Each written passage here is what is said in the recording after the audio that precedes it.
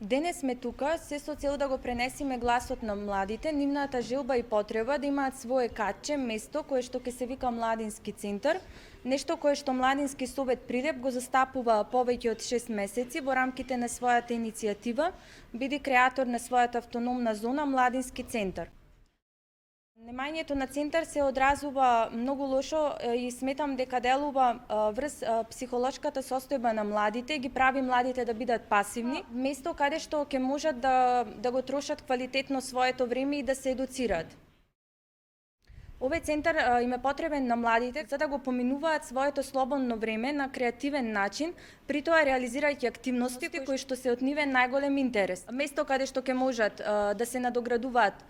уметнички, едукативно, рекреативно.